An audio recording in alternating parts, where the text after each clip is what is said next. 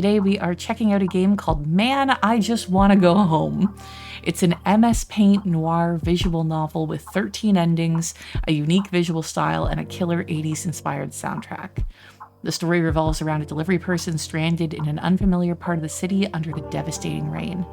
All he wants is just to get home. Help him! Thank you so much, JZPS Games, for the key for this game. It looks like a fever dream, like an absolute trip. The MS Paint art really grabbed my attention, like seeing some of that rain coming down. It's just so striking, and I love a good kind of choose your own adventure. A lot of the visual novels we've played have been very on rails for the story.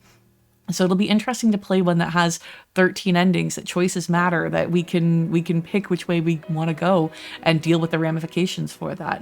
It wasn't mentioned in this synopsis of the game, but a previous one that I had seen mentioned the fact that while we are stranded kind of in this unfamiliar part of the city, there are rumors that a killer is on the loose. So very, very excited to see what happens here. The grey October skies vomited another bucket of rain on the last tram moving away into the wet innards of the city. Missed this one too, huh? You think to yourself as you retreat deeper into the useless hood of your soaked-through jacket, muttering half-coherent curses and reaching into the pocket for the blank, dead rectangle of your ancient cell phone. You thump your thumb against the matte black screen disappointedly. Even if you had ordered a taxi, you wouldn't be able to pay for it thanks to your last client who deemed your service too low grade for his money. Stupid low-income son of a broke bitch. Through the static of the rain, your eyes catch a greenish reflection from the neon sign of the coffee shop, Flat. You start trudging slowly towards it like some wet, depressed silk moth, sloshing the soup from your socks in your cheap sneakers with each new step. There's no need to hurry. It's impossible to get any wetter than soaking.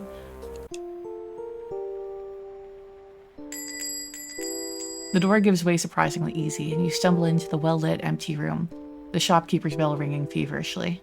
A barista swiftly raises her head from a worn-out paperback and says, with a tinge of disappointment in her voice, good evening? Hello, a double Americano, please. Just a minute. While she operates the outrageously outdated coffee machine, you hang up your waterlogged jacket and settle your damp carcass on a bar stool near the heater. This game does have a way with words. It's like, what, the third chuckle already? I wonder if she'll be okay with me hanging my socks over it. Well, the smell of my feet after a whole day of walking and meeting the most insufferable people in the city will probably make this place uninhabitable. Yeah, don't take your shoes off, dude. Just... Note to everyone, don't take your shoes off in public. Especially don't take your socks off in public. It is, I mean, like, if you're wearing don't get me wrong, you can wear sandals and that sort of thing. But keep your shoes and socks on. I think I can at least take my sneakers off and put my feet directly over the heater. I hope their ventilation works. The fear of being judged gives way to the fear of getting sick, and you press your cold, fishy soles against the dusty metal of the heater.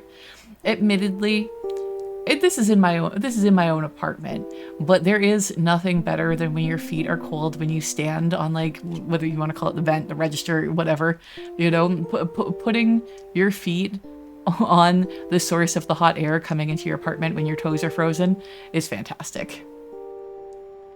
Oh yeah, that's better. Much better. The barista brings you an Americano, side-eyeing your barstool heater situation. Some weather, huh? You don't say. I haven't seen a flood like this since... ever. You ain't from around here, are you? Is it that obvious? Nah, you just look like a delivery guy. Smell like one, too. Rude, but admittedly, we are not wearing shoes, so... Oh, if you're talking about me frying my feet on the heater, I can... She smiles disarmingly. Nah, man, I'm just playing with you. It's just a figure of speech. You can fry your feet all you want. As you might notice, business ain't going so great today. Only frogs go to coffee shops in this weather. Yeah, hate them. They never tip. Wait till you meet a human. She smiles once more, blinding you with her perfectly white teeth. Doesn't she drink coffee in a coffee shop? And extends her hand to you. Name's Rita. I'm blank. Nice to meet you. That heater feels nice too, doesn't it? Now, if you'll excuse me, I'll get back to my reading and you can get back to whatever you're up to. Call me if you need anything. Wait, by any chance, do you have a mini USB charger? Mini USB? That's a blast from the past. I was trying to charge something with a mini USB recently and digging through the drawer of cables and going, where the fuck is this? I'm old-fashioned that way. Some people confuse it with poverty, though. What can you do? Some people just lack perception, but I have to disappoint you. I ain't seen a mini USB since like 2006. That's okay. I need to start keeping up with the times. Rita leaves you alone with the waves of warm bliss rolling through your body from the heater and upwards. The rhythmic patter of the rain is fractally reflected inside your brain, adding weight to your eyelids with each new drop. The coffee should invigorate you, but it only adds jewels to the heat balance of your comfort. Your eyes finally give in and... Rita's ringtone wrangles you from sleep, and you desperately cling to the table and try to balance yourself on the stilts of a bar stool. Yes? Ah, shit, Tara. Really? Of course I'm on shift. Where else would I be? All right, I'll come. Don't worry. I just need to find a nice swimsuit, that's all. Rita comes over from the counter and touches your shoulder. Listen, I don't want to impose on you or anything, but you seeing as you're so cozy in here, how about you just keep sitting in this chair while I quickly run across the street to give my neighbor my set of keys? It'll take 15 minutes max. That all right with you? What if someone comes? That'd be a miracle. What if I'm not the man you think I am and I rob you blindly? Good luck robbing an empty register. Yes, there is the link in chat if you are enjoying this game and you want to wishlist it or try it for yourself. So what? Do we agree to Rita's proposal and keep sitting in the warm coffee shop? Or we go, no, I'd like to go for a swim. Anybody have any opinions? I'm leaning towards staying in the coffee shop. I think it'll be interesting if we see if somebody else swings by. Stay? Okay. Rita smiles confidingly, opens her umbrella, and slithers out into the street. Again, some of these phrasings are very interesting. The shopkeeper's bell rings softly before falling silent, leaving you alone with the sound of rain and the gentle hum of the refrigerator. You shrug, pull the wet socks off your feet with a squelch, and place them on the heater to dry. Then, with a quick glance, you notice a stack of paper napkins on a table across the room, which you hastily grab and stuff inside your sneakers in a futile attempt to soak up at least some of the moisture. You finish your double Americano with one big gulp. I don't know. I think she's human. I think they're just being very creative with the phrasing.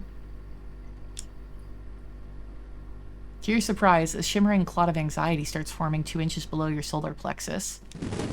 But why? It's the fucking coffee. I hate coffee. Why did I even order it? The rain grows stronger. The forms that the coffee shop is comprised of start to tremble. Were you fucking drugged with this coffee? To grow disproportionate. With faint specks of light scattered across its numerous surfaces, a pile of cups on top of an ancient coffee machine gazes blankly at you. You lock your eyes on it and jump from the sound of the bell cutting through the stale air. A rumpled middle-aged man wearing a soaking wet white trench coat staggers into the coffee shop. This door does not adhere to fire safety standards. Good evening, sir. Pour me a glass of water, boy. He croaks and materializes 20 marks. A 20? Your hand grabs it before your brain starts calculating the ethical side of such an action. 20, that's 4 subway rides, 2 packs of cigarettes. It's still not enough to get a taxi, but I'm not little Lord Fauntleroy. Unceremoniously, you stuff your feet inside the mushy napkin-lined sneakers and limp towards the sink with the finesse of an ex-paraplegic on high heels. There, you grab the first sorta clean tumbler, fill it from the tap, and give it to the man. His trembling hand grabs the glass, pelicanly empties it into his throat, and thumps it on the counter. Then he gives you a long, piercing look with his blue eyes shining in the center of his life-drained face. You don't work here. I'm substituting for my friend. His stare drills a sense of discomfort into you. Why do his hands tremble so much? An alcoholic? But he doesn't have a bloated face or any signs of bad blood circulation. Maybe it's Parkinson's, but... Don't forget to share the tips, he said, and then turned around so swiftly that droplets from his trench rained all over the coffee shop. He bolted at the door, causing the bell to rattle metallically. You exhale and look at the counter to find a thick wallet laying near an empty tumbler. A wallet of a stranger who's willing to pay 20 marks for a glass of water. Choose fast. Do we keep the wallet or run after the creepy stranger? I wonder if we actually have to choose fast. It doesn't seem to be like a timer ticking down. What are you guys thinking? Personally, I'm kind of feeling like we return the wallet. It does feel bad to leave the place unattended, though, after, like... she did say that the cash register is empty, though. Okay. We're going to run after the creepy stranger. You shake your head disappointedly, remove the moist lumps of paper from your sneakers, put on the disgustingly wet jacket, and run outside. Pondering the vastness of your soul and the dizzying height of your moral stance. Ghost body, welcome in. How's it going? A gray silhouette is quickly moving down the street into the rain. You run, and occasionally you shout something like, "Sir, your wallet, man!" But the words dissipate into the rain without ever catching his attention. Deaf fuck, you think, full of kindness and humility. After a couple of blocks, the silhouette takes a sharp turn into the shabby alleyway between 2 worn-out red brick buildings. You pick up the pace. The first thing you see in that alleyway is a flash, revealing a limp body of a man in a striped jacket. Then you focus on the shape of another man, flickering through the sheet of rain, holding something black and heavy in his hand. The sound of a shot ricochets from a myriad of raindrops and pierces you. Your stomach lurches up into your throat and you scream involuntarily. The stranger turns towards you, his lips moving, but you can't make out any words. Another flash blinds you. Something warm is seeping onto your chest. The wet asphalt crashes into your face with the whole devastating mass of its shining roughness. Why is my shirt so sticky? You didn't make it home. Well, I wonder if this is the fastest that you can possibly die in this game. Okay, let's try again. So with visual novels, you can fast forward through text that you've already seen. So we're gonna do that. So maybe we stay in the coffee shop, but we're going to, this time, not go out after the guy.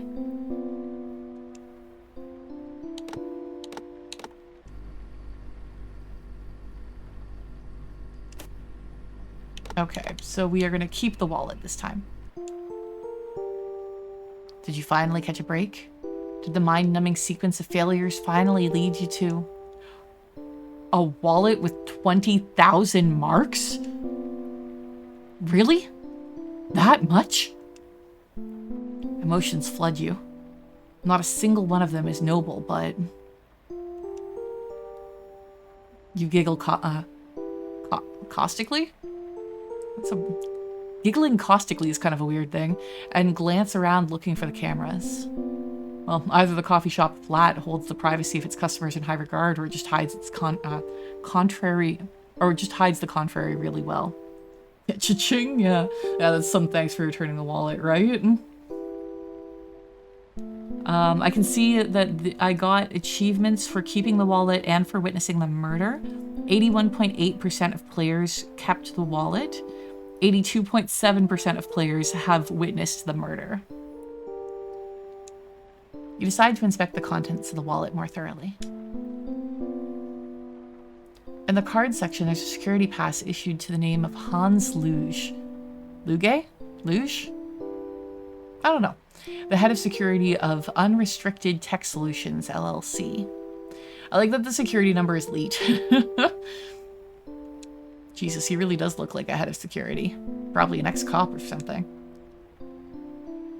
Beside the pass, you see a half-faded VIP card from the casino Titanic. I guess none of us are above sin. With a bit of effort, you squeeze the wallet into a tight pocket of your jeans. It's safer this way. After some consideration, you rinse the tumbler and put it back exactly where it was. What if he comes back? This thought makes your breathing faster. A clot of anxiety. A clot of anxiety reminds you of its presence in your chest. You bend down a bit too quickly and remove the slimy lumps of paper from your still not even close to being dry shoes. Boo! Ah! Hello, Calvin. Welcome in. A guy must be a gangster. So the name of the achievement for witnessing a murder is the killing of a Japanese bookie. So that's interesting. Admittedly, the name of the achievement for keep the wallet is cream, but it's like acronyms. It's like C period, R period, E, like, and so on. This thought makes your breathing faster. This clot of anxiety reminds you of its presence in your chest. You bend down a bit too quickly and remove the slimy lumps of paper from your still not even close to being dry shoes. Then you rush towards the heater, put your wet but warm socks over your feet, and... Holy shit! Yells Rita as she runs inside the coffee shop. You freeze as caught red-handed pulsates in your head, your breathing almost coming to a halt. Rita shakes a gallon of water off her umbrella and looks at you with genuine concern. Did you really try to rob the place? What about the wallet? So we can prove to the world your nobility and leave Rita the wallet, hoping that a creepy quasi-old man would come to collect it. Are you fucking kidding me? It's 20 grand. Tell Rita about the creepy stranger, but shush about the wallet. Okay, I think we're gonna... Unless people have specific things that they want to shout out to do, like you are more than welcome to shout out which options you want me to take for this game. But otherwise, unless somebody says anything, I think I'm mostly going to try to stick to like the good thing to do first, and then we will do the bad thing. So let's be good and tell Rita about this. Whoa, that's a really peculiar crowd, she mutters as she puts the security pass back into the wallet. Your right eye twitches. You can keep the 20. I've got no claims on the 20. You breathe a sigh of relief. She notices and chuckles understandingly. What, despite the rain, your pocket's still dry? In every sense of the literal. Where do you live? What kind of question is that? A very normal one for a person who wants to order you a taxi home. And pay for it too, don't worry. Be a man and play coy a bit before giving her your address? No, we're just gonna straight up, we're gonna be a man and just be direct. Be a sane, normal person and be direct. I live at 12 Zampano Street, apartment...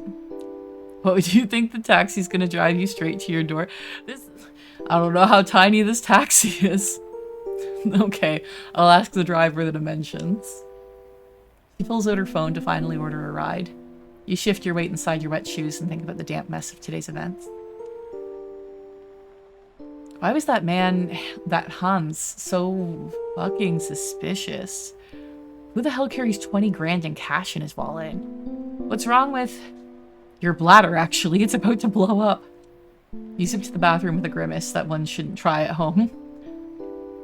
Oh, there is the link in chat again in case you are enjoying this and want to wishlist this game or purchase it for yourself. 3 minutes later, you casually walk out, drying your hands on your jeans. Your carriage awaits you, sir. Thanks, Rita. See you around. You raise 2 fingers to the ceiling and ding a brass bell on your way out. As you step outside, you're met with a glass of water in your face. A murky taxi driver with a mustache and a post-acne uneven skin doesn't pay any attention to your attempts to find a comfortable sitting position in the back. His headlights, muffled by the rain, only illuminate a meter of the road ahead, sentencing the car to a crawl at about 15 miles per hour. Like, this art is real. Like, this animation is so, like, smooth for being MS Paint. This is very cool looking. About half a mile down the street, you hear a soft thud of a body. The driver frantically pushes his brakes, halting the screeching carcass of his car. A trench coat wearing shape opens the door and throws the driver out into the rain. Really? We're dead again? You stare down the barrel of his gun with the intensity of a soon-to-be slaughtered chicken. Hello. Again. You swallow some bile that rushed into your mouth as Hans assumed the driver's position at the wheel and states casually, I'm not a killer, boy. Of course I believe you, Hans. Wait, what? How the fuck do you know my name? That was probably a mistake on our part. Not a killer twists his torso and once again acquaints you with his weapon. Did Toivo send you? Or was it someone on Koji's side? Who the fuck are you, kid? Start talking. He barks abruptly. You left your wallet in the coffee shop. You start wriggling in the backseat trying to pull his wallet out of your pants. I thought we left the wallet. Didn't we leave the wallet at in the store? We must have selected the wrong thing. Cause I did think it was weird. Like Rita mentioned what a weird guy he was, but she didn't really say much about all the money in the wallet. She just said that she didn't begrudge us the tip. Huh. A muzzle flash leaves a small hole in your forehead as you brain spatter the rear windshield. You don't hear the bang. Didn't make it home. I'm not a killer, but get shot in the taxi. 69.9% of players have this achievement. Okay. So we're gonna try this again. We're gonna stay in the coffee shop.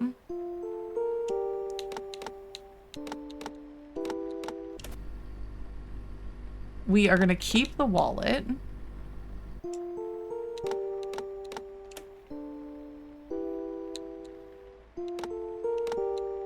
Like, I thought... I must have thought that the blue was the selection when it's the white is the selection. So this time we're gonna leave it. I have a feeling that he, like, without, like... I thought that maybe he would kill us because we didn't have the wallet to give him, but it didn't matter. Like, we had the wallet on us and we died anyway. So I feel like it's probably going to be fairly similar, and then he's just going to kill us because we can't prove it. Wonder if you'll get all the achievements today. We'll see. I do love when they have that fast forward option, so that way you can very quickly kind of go and try some of the other paths. Hans, why do you want to kill us? We didn't witness you kill anyone this time, right? I didn't know that something made in MS Paint could look so good, right? Okay, so we're gonna give her the wallet this time. Whoa, that's a really peculiar crowd. She mutters as she puts the security pass back into the wallet. Your right eye twitches. Wait, this is exactly the same. Okay, so that's weird. Can we go back?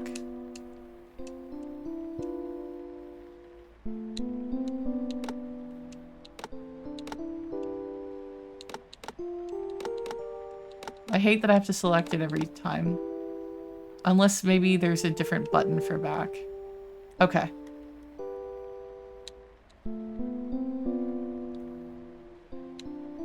So this time we're gonna try this one. Are you fucking kidding me? It's 20 grand. Tell Rita about the creepy stranger, but shush about the wallet. Yeah, I tried to steal the heater. Unfortunately, it's bolted too tight. So this is the different path. We haven't seen this text. Yeah, I feel you. My teeth are fucking chattering. Did anyone come by? Someone did. A weird, pale, German-looking guy, shaking like he had Parkinson's or something. Also this. You give Rita a 20. He paid that much for a glass of water. Can you imagine? Whoa. Well, keep it to yourself. Consider it your paycheck for today. You sure about that? I'm not, but I want to be kind and leave a good impression, so please don't test me. I know that feeling. So now we can ask her to order us a taxi, or are you crazy leaving your personal information in a place where you've almost committed a sort of crime? I feel like we commit to what we've done here. Yeah. Well, you said it yourself. You quickly return the bill to your pocket. How far is the nearest metro station? Well, like half a mile from here, but you don't want to go, man. Trust me, there's nothing to do outside without a boat. But what if he comes back? You think, involuntarily clenching your jaw. I'm already terribly late, so let me order you a taxi. Do I look like a billionaire? You squeeze your left hand through the wet sleeve of your jacket. I can pay for the ride. Do not make her pay for the ride when you've just got all this money. Do I look like a charity case? Come on, it's okay. I'm pretty sure I can walk half a mile in any weather. Can you swim half a mile, though? At least take my umbrella. Rita, do you know where to return it? You step outside, muttering words of gratitude. The shopkeeper's bell rings a farewell, seeing you off into the concentration... Wow, okay, seeing you off into the concentration camp of late October's rain. That's quite the descriptor. Every attempt at drying your clothes is washed away in the first 2 seconds of walking down the street. I wonder if most of the paths lead to Hans. I know nothing about the game. I assume so. It feels like he's gonna be like a major villain. Or if maybe not a major villain, but a major antagonist, a major stumbling block.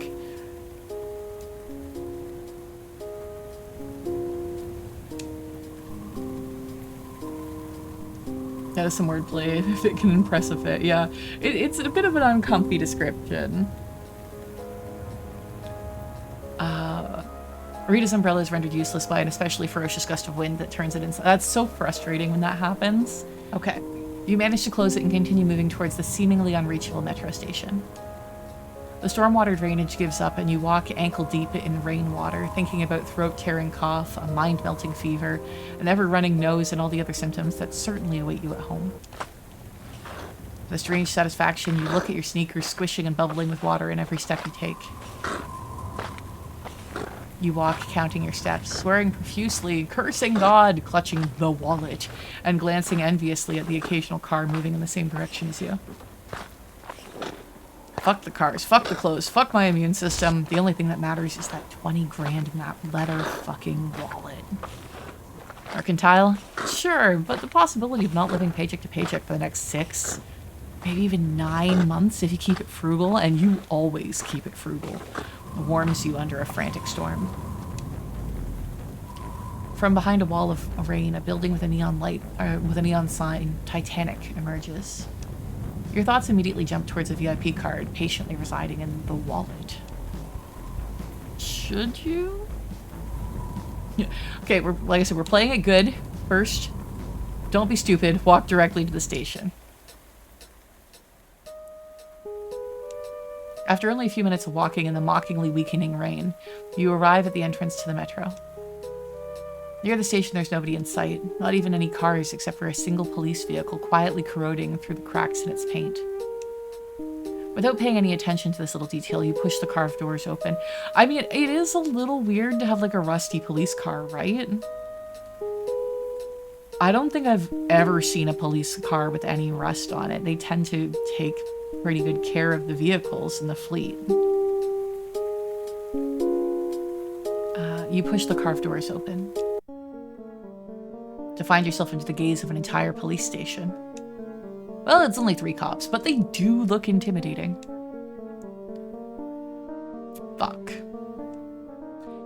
You feel a bead of sweat forming on your forehead as you try to walk as innocently as possible towards the subway booth, praying silently that you won't attract any more attention from these cops. The prayer goes unanswered. Sir, excuse me, sir, wait a second. Can I see your ID, please? You freeze. The policeman looks at your face as it drains of color with a hint of disbelief.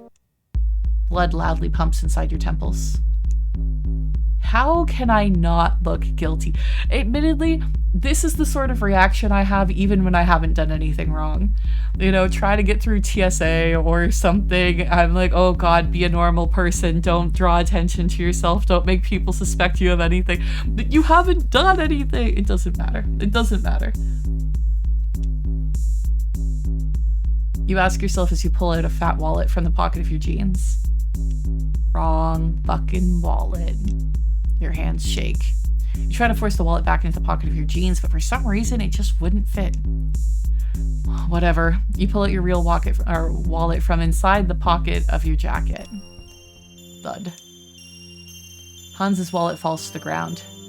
You rush to take it, but the cop is faster than you. He grabs it right before you can, stands up and opens it, and his eyes widen at the load of cash lining the leathery insides. Why do you need the ID to ride the subway? You're not a fare dodger? I mean, I'm assuming that they're there for some other problem. Like, maybe there was a murder, maybe there was some sort of, like, act of violence or whatever. He pulls out a security pass, compares the photo of Hans with your shivering face, and says dryly, "Where did you get that?" A second cop approaches you and casually unholsters his gun. That's an escalation.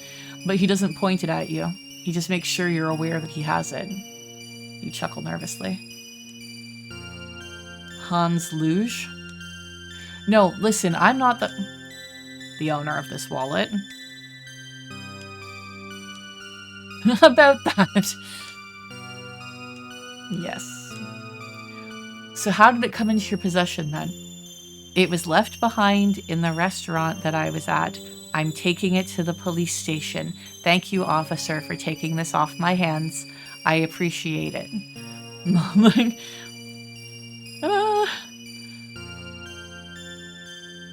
Admittedly, they might go to the restaurant in order to follow up to see if anyone can corroborate this story, and the fact that you didn't tell Rita about it, not great.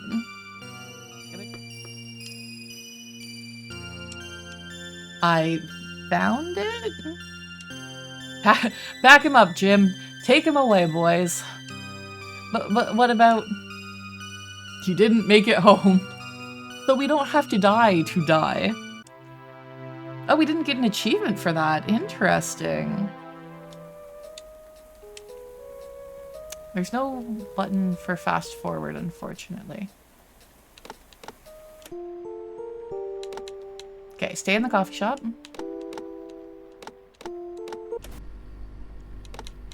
Keep the wallet. Keep the wallet.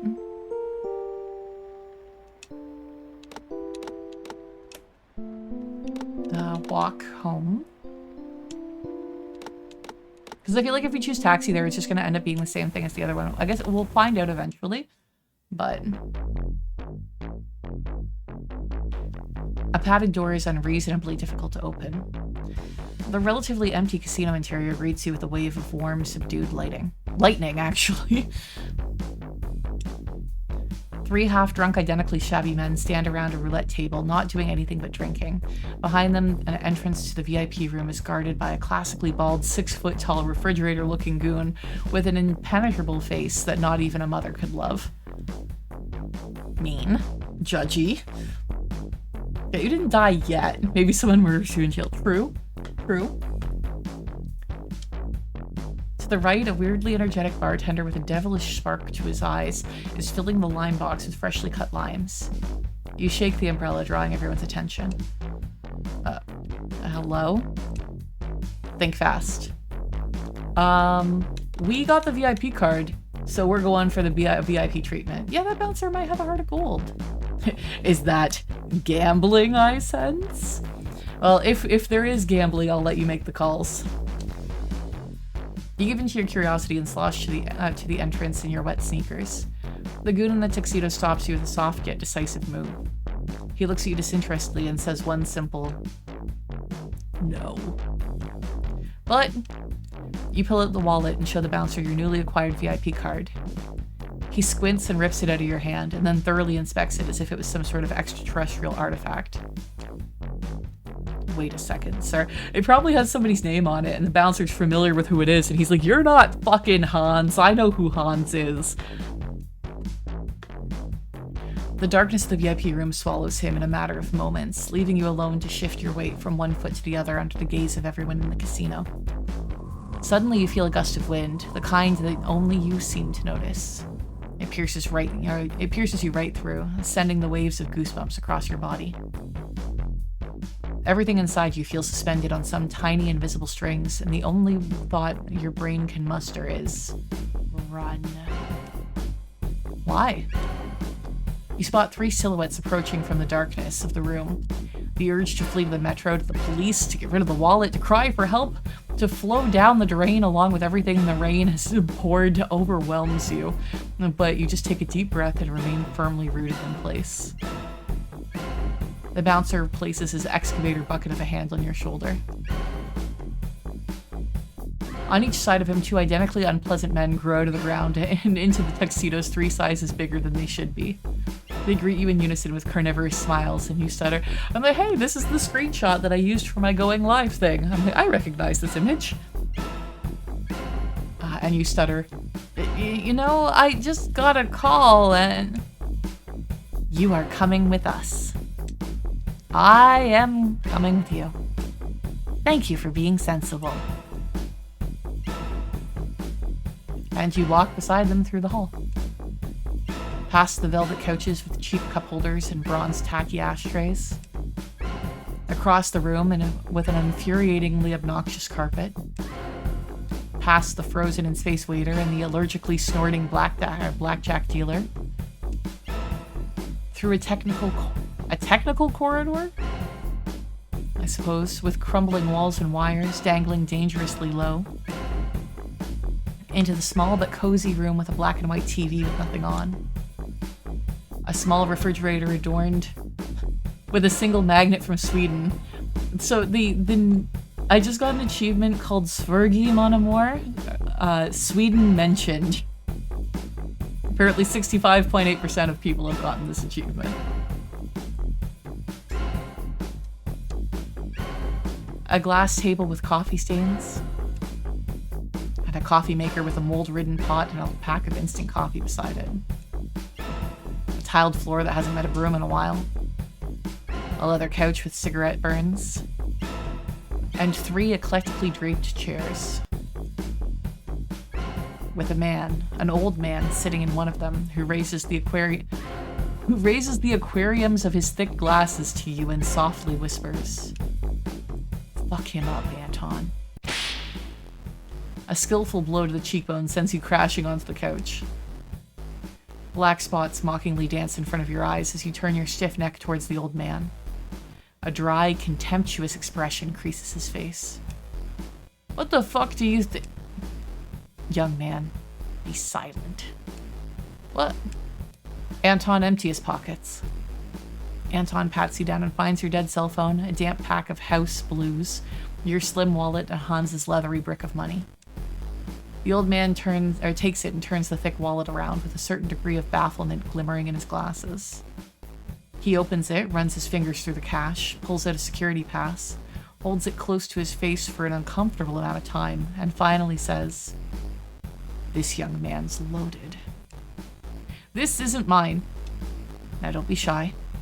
Did Toivo send you?" So Hans also asked us this shortly before killing us.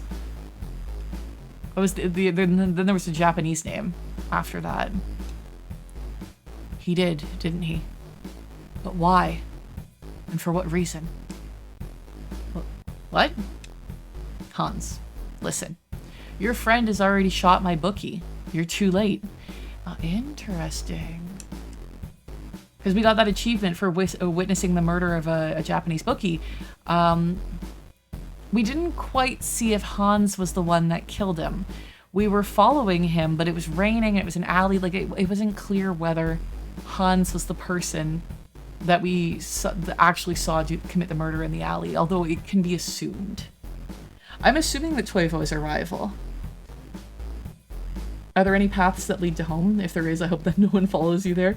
Yeah, I assume if we do everything right, we'll actually get to go home.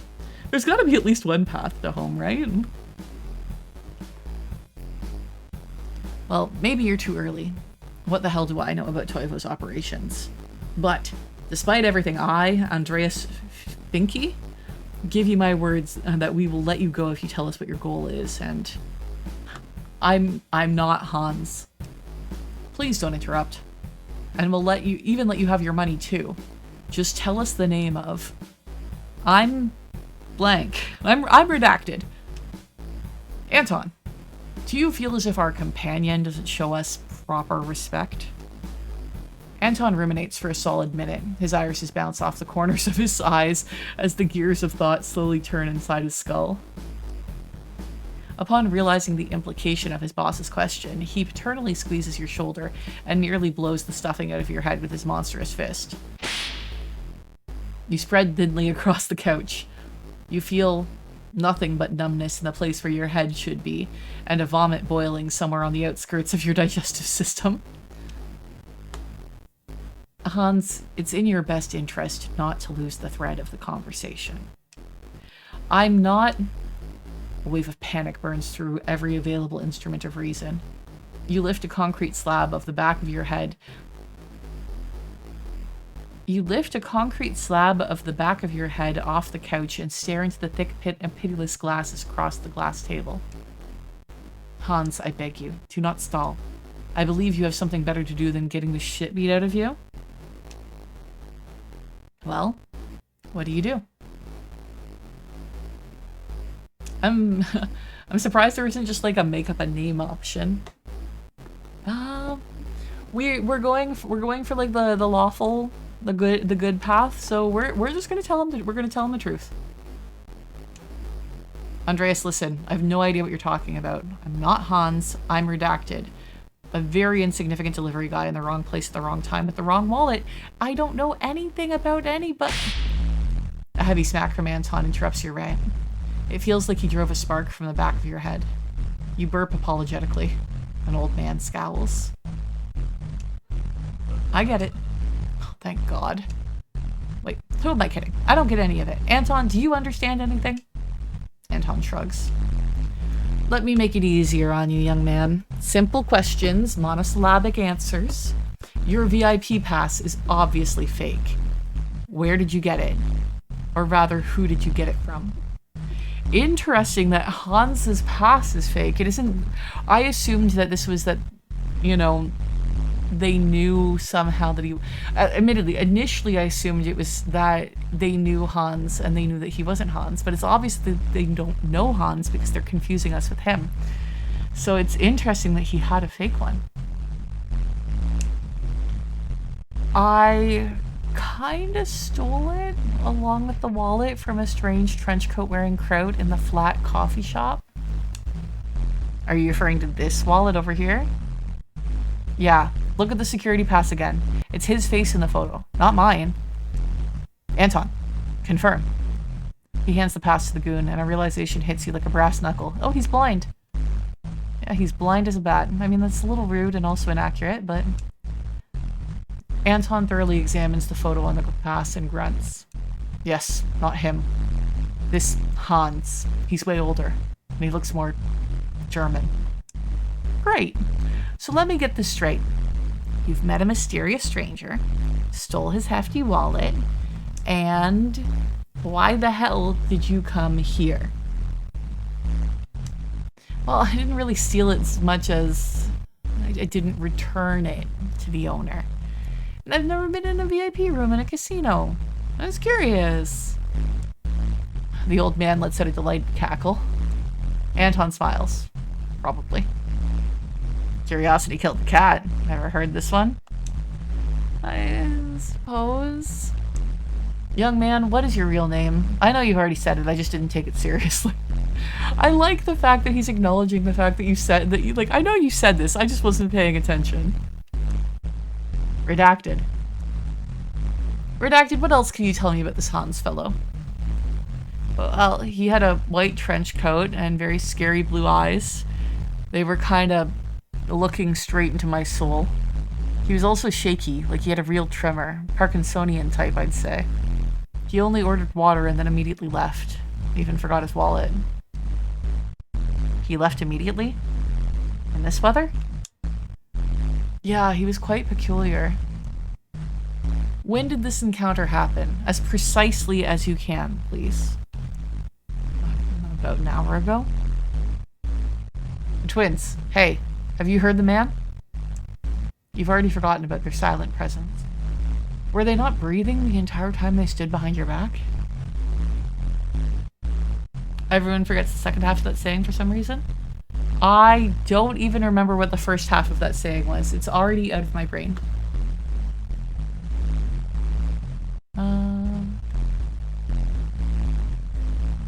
Curiosity killed the cat. But what was it? But something brought it back, right? I can't remember what the something, it was satisfaction, but satisfaction brought it back?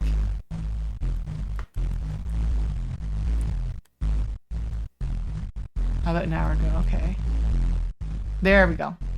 I managed to remember. Kenny, how's it going? Welcome in. Things are going good. We are enjoying this trippy, weird-ass game. It's lovely to see you two. How are things going for you? They nod solemnly and disappear as you stare into Andrea's nose bridge. He mellows into a sincere smile. Redacted, you've got no idea how much you helped us, even though it was unintentional. Unfortunately, you cannot keep your recently acquired wallet, but... He pulls out some, half of the cash from the wallet and extends his hand to you. God, it must be like $5 grand. You smile incredulously, take the money and stuff it into your wallet that you pick up from the glass table along with the cell phone and keys. Now, how about a cocktail in the house and a taxi home? You know, as an apology for the bruises. Whoa. Thank you, but... Can I skip the cocktail? That's what you would say if your throat wasn't constricted by a cold, steely thread. Oh, are you getting garroted? Oh my god. You compulsively grasp at it, trying to pry it away for just one more breath, but you only cut your fingers. You raise your hands higher to find the tense hands of Anton. You cling to his tuxedo with your weakening fingers, trying to negotiate just one more breath. Just one more. Anton tightens his grip as you feel the stream of blood running down your shirt onto the leather couch and then onto the unwashed tiles of the floor, down into the basement and into the cold, cold earth. Just one more breath, please. Into the starless night that's being guarded by nothing but the heartfelt smile of a man in thick glasses. Soon it dissipates, leaving you alone in the dark. We didn't make it home. So this is, I think, what, the fourth death? Admittedly, one time we didn't die. We just got arrested. This game is pretty good so far. Okay, we're going back to the casino. Stay in the coffee shop. Keep the wallet. Keep the wallet. Walk home. Go inside the casino. Do you guys remember, was there any options after? I think there were some options after we went into the VIP room.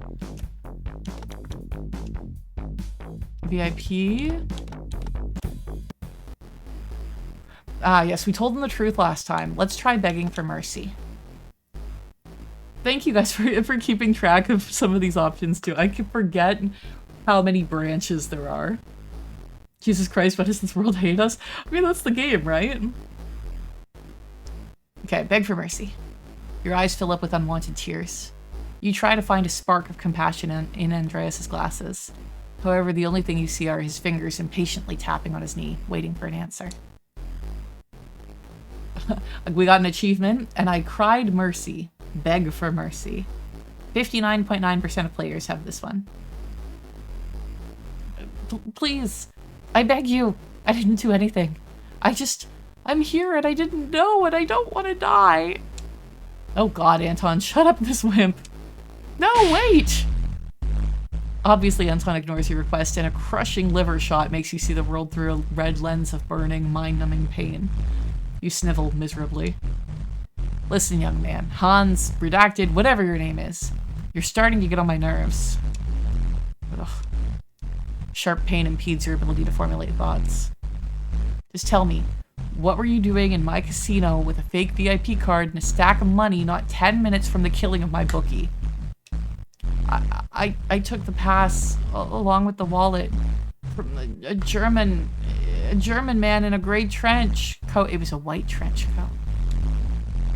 Anton looks at you and then at his boss with a silent question in his eyes. The old man irritably waves a hand at him. Go on, please. A coffee shop. Flat. About an hour ago. Oh, Jesus Christ, it hurts. You burp a sour smell of rotten innards. Anton winces. The twins. Have you heard them? You've already forgotten about their silent presence. Were they not breathing the entire time they stood behind your back? They nod solemnly and disappear as you exude a mousy squeal and stare into Andreas' nose bridge. He pauses and tells you, so that's it, huh? But why have you decided to come here of all places? Curiosity. Andreas exhales disappointedly and rubs his temples. Have you found any weapons on him? No, boss. Then even if he is involved, he's just a... I don't know. And the important thing is... I don't really want to. Well, in that case, we probably shouldn't dispose of him. Especially with all these police crawling through the neighborhood. Think so, boss? Redacted, it seems as though the circumstances are working in your favor. Anton, please, would you be so kind as to get this young man out of here? Wow, we made him think we were pathetic enough that he wouldn't kill us. The boss man is scary. Meaning? Meaning physically. Just get him off the casino's premises. I don't care what happens next. My wallet stays here. Well, Hans's wallet. You can take yours. You hurriedly collect all of your belongings from the table. And one more thing. Forget about us. Because we will remember you. Always fear an old man in a profession where people often die young. That is a very good point. A rush of goosebumps run through your body as Anton drags you off the couch and out into the web of corridors. You walk through them with a deep sadness from the loss of 20 grand. It's too big of an amount to lose in one day. Finally, you see an exit sign and feel a slight relief from the fact that whatever this thing was, it's finally over. Yeah, no. Are we gonna get murdered the second we're off the premises? Yep. Yeah. A loud bang behind your back causes your head to twitch limply as your body crumbles to the ground. The last thing you see is a scarlet stream merrily running across the bumps in the concrete. There's the link in chat if you are enjoying this game and you want to make better decisions than I do. Okay, so let's go back to the casino but not go to the VIP. Because that apparently is not a good choice.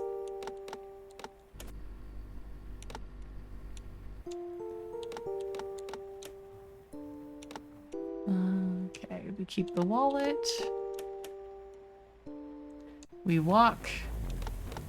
We go inside Titanic.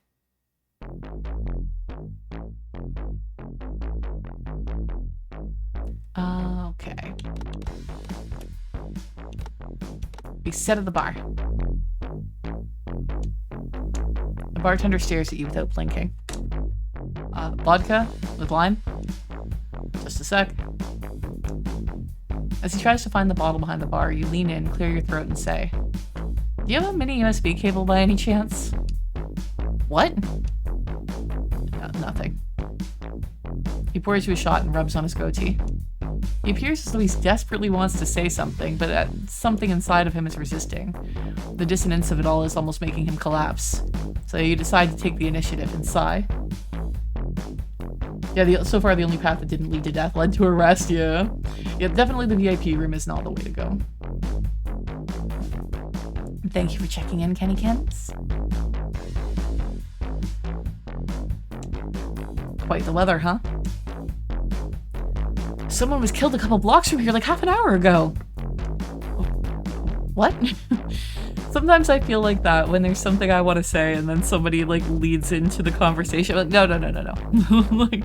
like, yes, I'm fine. Like, yes, the weather's lovely. But I must tell you a thing.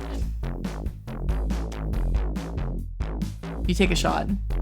The warmth spreads down your esophagus, reaches the stomach lining, and makes you clench your left hand into a fist to offset the cutting, pre-ulcerative pain. The cops came by and asked some vague questions, and our boss went to the station to testify or some shit. Can you believe it? Your shaking hand drops a 20 on the bar. Another shot, please.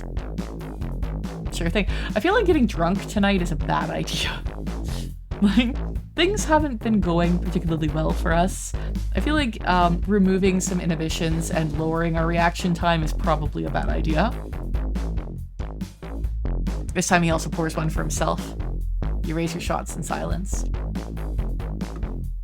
You reach into your pocket for a pack of semi-dry house cigarettes. It takes 5 tries to light one.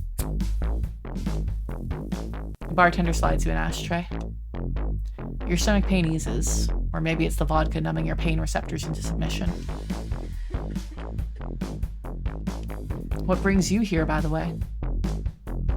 Me? I'm a delivery guy, man. I deliver vacuums and shit. Listen, pour us another one. Like, do I fucking need it? It's been a while since... Are you contagious? Nah, man. It's just this hypothermia thing. I'm wet as a dog. Oh, okay. With a swift motion, he offers you a napkin. You blow 1.5 pounds of yellowish snot into it. Oh my god. They say the victim was Asian. Huh. A hate crime or something? I don't know. We have an Asian working here. This has got to be set in the past, right? Some of this phrasing is Japanese fellow, Koji. Cheers! Down another shot with the bartender. His cheeks gain a bit of color. His eyes cloud over with nostalgia. He leans over and whispers, "That Koji? He's like a half-legal bookie or something. Well, it's a casino. Everything here is half-legal." You think he's the one killed? Nah, it can't be. It simply can't. He wasn't here today. Yeah, and that's creepy. All that stuff is, like, you know. Yeah, I know. And I need to sit here for the rest of my shift.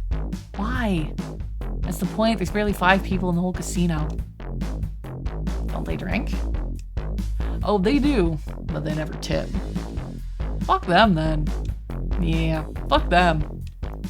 The bartender runs his finger through the hair on his neck. Are you here to play roulette or something? Nah, I'm here because I got no choice. I missed every tram and my phone is dead and I can't order so I can't order a fucking taxi. I can order you a taxi if you want. Okay, we are not checking out the VIP room. I don't feel that like okay, what do you guys think actually before I say no? Because there is a chance that after talking to the bartender, there might be different options or something different happen with the VIP room where like the bartender's like, "No, man, he's cool," sort of thing. But there is also a chance that it'll just loop us into all of the deaths that we just had.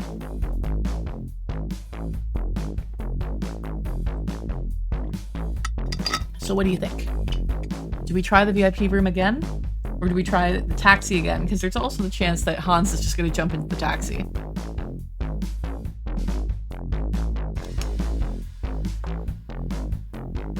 We do know that the VIP pass is fake, but like I said, it doesn't mean that there might not be a different interaction, right?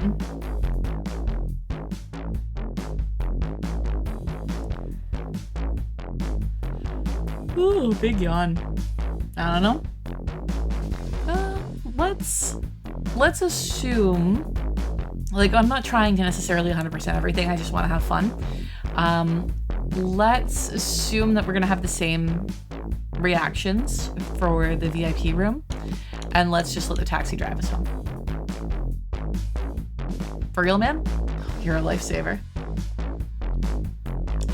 It's nothing. That's weird. He waves you away with a smile and calls a taxi company. You slide your fingers down, hands his wallet, and fish out 100 marks. Alright, let's drink another one. The last one. The last bottle. One shot will suffice.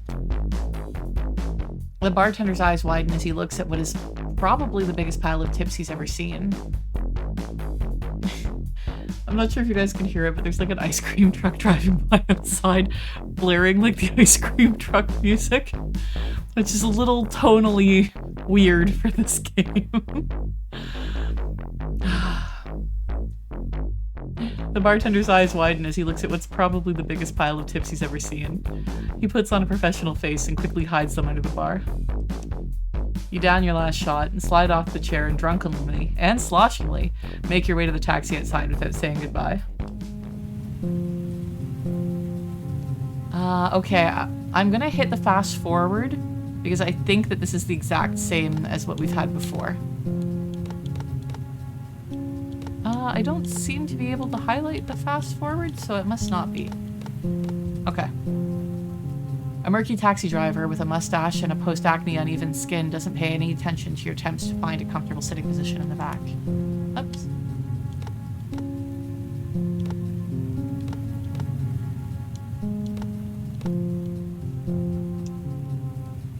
His headlights, muffled by the rain, only illuminate about a meter of the road ahead, sentencing the car to crawl at about 15 miles per hour. About half a mile down the street, you hear the soft thud of a body. Like, we've absolutely seen this before. The driver frantically pushes on the brakes, halting the screeching carcass of his car. Oops, I accidentally quick saved. Why won't it let us fast forward? We've seen this. So weird. God damn it. A trench coat wearing shape opens the door and throws the driver out into the rain. You stare down the barrel of a gun with the intensity of a soon-to-be slaughtered chicken. Hello. Again. Ugh.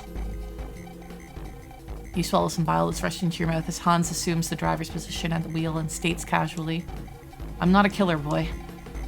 Of course I believe you, Hans. Wait, what? How the fuck do you know my name? Not a killer twists his torso and once again acquaints you with his weapon. Did Toivo send you? Or was it something on someone on Koji's side? Who the fuck are you, kid? Start talking. Why can't I select the fast forward? We've already seen this! He barks abruptly. You left your wallet in the coffee shop. You start wriggling in the back seat to try pulling out his wallet out of your jeans. Hans cocks the trigger and presses the barrel against your forehead. You have a death wish, kid? I just want to show you the wallet. He didn't let us do this last time. He shot us immediately last time. Jesus fucking Christ. You fucking youngsters. You know I could have shot you. Alright, show me the wallet, but do it slowly. You exhale a wave of fumes of sour, half-digested alcohol. Please don't breathe in my direction ever again. What the fuck did you drink? Vodka. That tracks. Finally, you manage to pry the wallet from your pocket and drop its wet, leathery body into the cup holder. Hans weighs it in his hands incredulously. A lopsided smile creases his face.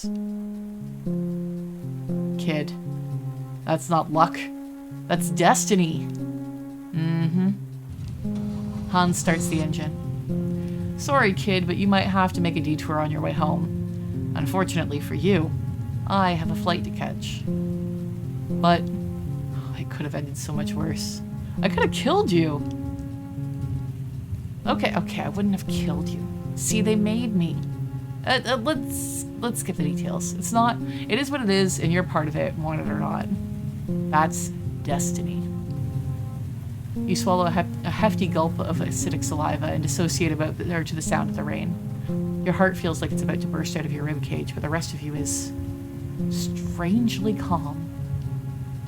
After 5 minutes of what feels like the slowest ride of your life, the headlights reveal the silhouettes of a couple of police officers waving for Hans to stop. Hans meets your eyes in the rearview mirror and frowns. Buckle up, kid. What? Hans convulsively shifts the gearbox and floors it. 50 to 60 press you into the seat. You grab onto the seatbelt buckle and, in 1.5 milliseconds of clarity, fasten the belt with a satisfying click. You look at your shoes as the speed of the vehicle enters the 3-digit territory. You raise your eyes to the window and see a brick wall. Holy moly, kid! Yells Hans as he frantically turns the steering wheel. A car drifts across the wet asphalt. The taxi slams into the wall sideways, releasing a cloud of brick dust that's immediately washed away by the rain. The left side of the vehicle rises into the air, freezes for a second, and then succumbs to gravity with a plaintive rattle of transmission. The seatbelt digs into your ribcage and you taste metal. Hans looks at you worriedly, clicks his tongue, and then runs into the night without closing the door. You wince as the rain-filled wind blows into the salon. Is that like a different word for like the interior or cabin of a vehicle? I swear this man should have gotten a ride half an hour ago. Yeah. Are you being like, he might have been busy for the last half hour, shooting people, doing things. Are you being kidnapped? It seems like there's the link again in chat for anyone who's interested in playing this game for themselves. The yellow glare of the the yellow glares of the streetlights crawl indifferently across your face, refracting for 1,000 times inside the rain pouring down a cracked passenger window that you rest your head on. The rearview mirror gasps its last breath, ponders its situation for a moment, and falls to the floor. Oh, I thought they were just being, like, dramatic. I thought it was talking about, like, you dying. But it was literally talking about the rearview mirror falling off.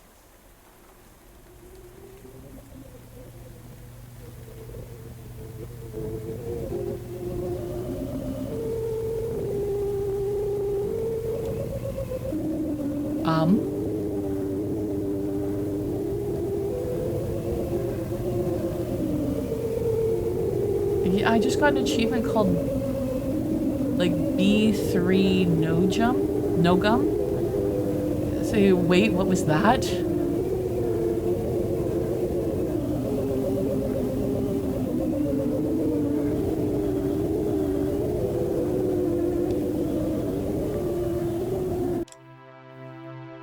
Wait, what was that? From Hans to Hans? Yeah. Interesting. So do we try going into the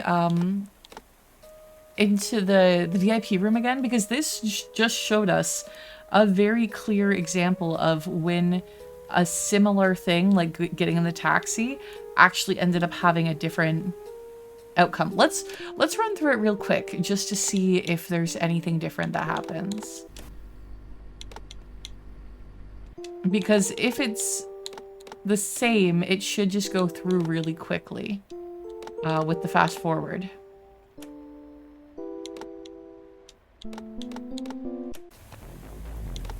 Okay, we go inside Titanic. We sit at the bar. We check out the VIP room. Ah, man, I got one more thing to do here. You jump off the chair, give the bartender a creepy-ish smile, and stagger drunkenly to the VIP room entrance. Okay. Oh, no, it's still different. It won't let us fast forward. A 6-foot tuxedo-clad goon stops you dead in your tracks, contemptuously looks up at you, and says one simple... Oh, I didn't mean to go back. God damn it.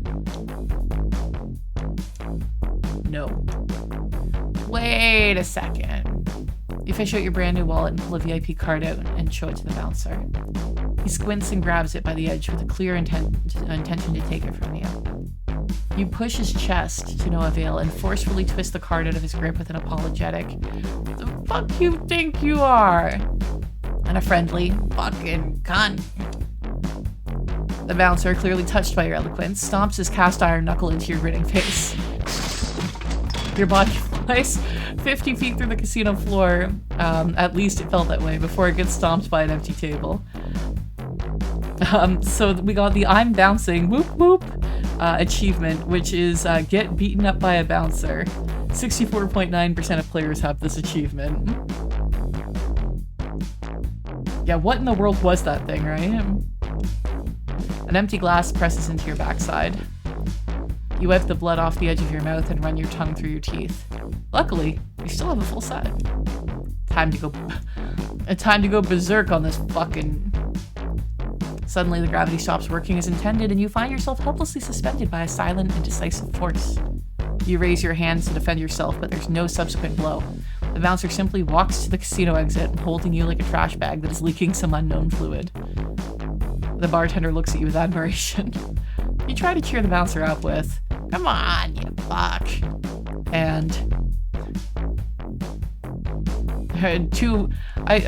don't particularly like this, but you're gonna fight like a man. Until he throws you into the nearest puddle by the door. You lay there trying to light a thoroughly soaked cigarette. Finally, you succeed. The busy clouds rustle in front of your eyes, showing you the occasional glimpses of a starless night. It feels so good to be alive. Ow. Some trenchcoat-wearing asshole stumbles over you. "I'm so sorry."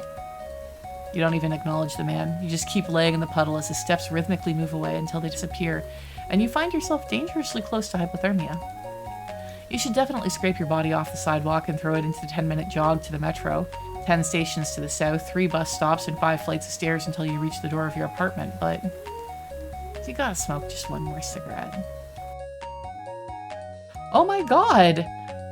You arrive home too late, shake off your wet clothes, crawl into the shower, and fall asleep inside the cabin. You wake up stiff as a corpse, touch your seriously swollen jaw, and the memories of the last night radiate outward from the bouncer's blow. Some fucking night. Well, at least You rush to the damp body of a wallet waiting for you on the floor. You open it and count the money. You're so happy you would cry if you weren't that dehydrated. Money can buy happiness. Arrive home loaded. You did it! I knew you would! I just knew you would! I think that, I was wondering if this would be the only path to make it home, if there's only going to be one. But the fact that there's an achievement for arriving home loaded makes me think that there's also going to be something, that we can also arrive home broke. You watch the first droplets of what's going to be another devastating storm as you smoke your 3rd cigarette with a cup of coffee. You think to yourself, tomorrow, I'm going to quit my job. Credits!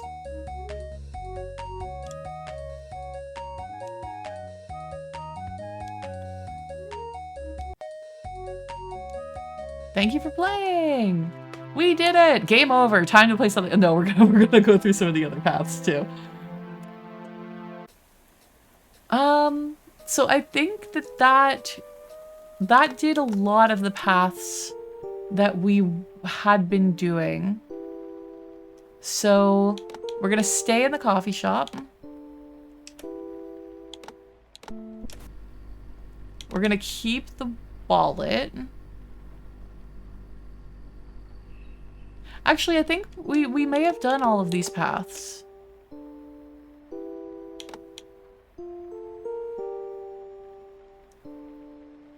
Well, we did a lot of this one because if we leave, no, we can keep the wallet and let her call us a taxi.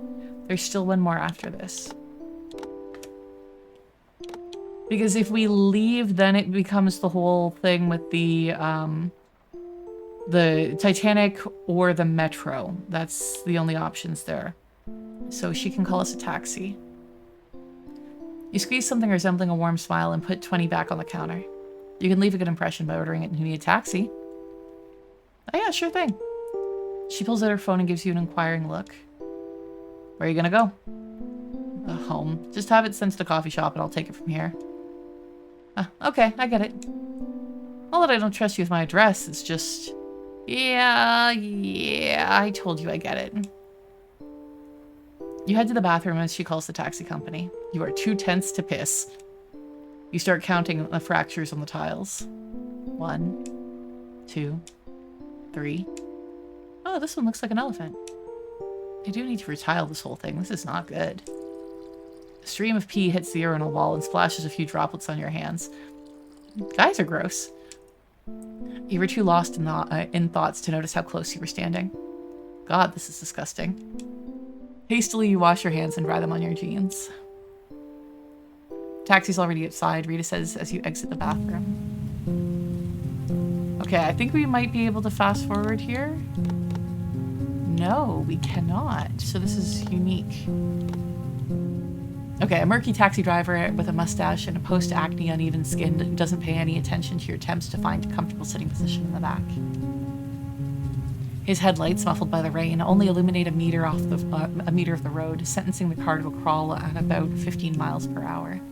This is different. About half a mile down the street, 2 policemen pull you over and ask you for your ID. What happened? Murder! Of course it was murder. The cop blinds you with his flashlight. How to not look guilty? You ask yourself as you extend your arm with the wallet through the gap in the window. Did you grab the right wallet this time? Wrong wallet. You try to slide your hand back inside the car, but the cop claws the wallet out of your limp grip and eyeballs you with the most suspicious look you've ever felt. So far. Why did I even give him the wallet? Why not just The cop pulls the security pass out of the wallet and compares the photo of Hans with your shivering face and says dryly, "Sir, step out of the vehicle, please." Of course. The taxi driver almost breaks his neck trying to follow you with his stare as you step back out into the rain. One of the cops unholsters his gun but doesn't point it at you, just to make sure you know he has it. You chuckle nervously. Hans Luge? No, listen, I'm not the owner of this wallet. Well, yes, but... So how did it come into your possession then? I found it? Pack him up, Jim. But what about... We didn't make it home.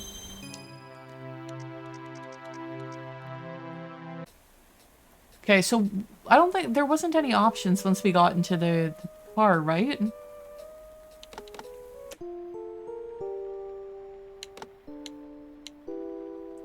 I don't feel like there were...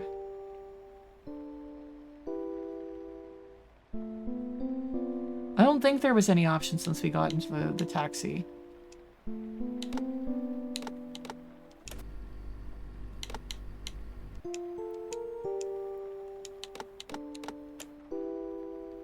I don't think there were any. Okay, so we're gonna try again leaving the wallet with Rita.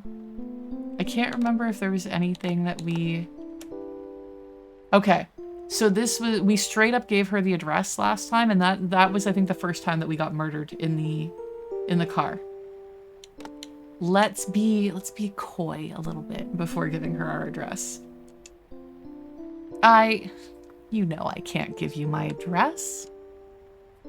Redacted, relax. I'm not gonna bust your door in the middle of the night with a guitar string in one hand and a bottle of lube in the other. Specific. Very... So specific that I feel like there's a story behind this. I just want to help you. But why? For the biggest karmic payback of my life, obviously. You sneeze furiously. Alright, I'll give you my address on one condition. You give me your phone number. You know, to learn about the fate of the wallet later, of course. Of course. She gives you a half-ironic smile and scribbles her numbers on a napkin. I live at 12 Zampano Street, apartment... Well, do you really think the taxi's gonna drive you straight to your door? I don't know how tiny this taxi is. Okay, I'll ask the driver the dimensions. She pulls out her phone to finally order a ride. I'm just hoping that, like, that it's just a consensual kink thing. Like, let's just all assume consensual kink. It makes me happier. She pulls out her phone to finally order a ride. You shift your weight inside your wet shoes to think about the damp mess of today's events. Can we fast forward now? It doesn't seem like, okay. Why was that man Hans so fucking suspicious? Who the hell carries 20 grand in cash in his wallet? What's wrong with your bladder? Actually, it's about to blow up. You zip to the bathroom with a grimace that one shouldn't try at home. 3 minutes later, you casually walk out, drying your hands on your semi-wet jeans. Your carriage awaits you, sir. Thanks, Rita. See you around. You raise 2 fingers to the ceiling and ding a brass bell on your way out. As you step outside, you're met with a fistful of water in your face.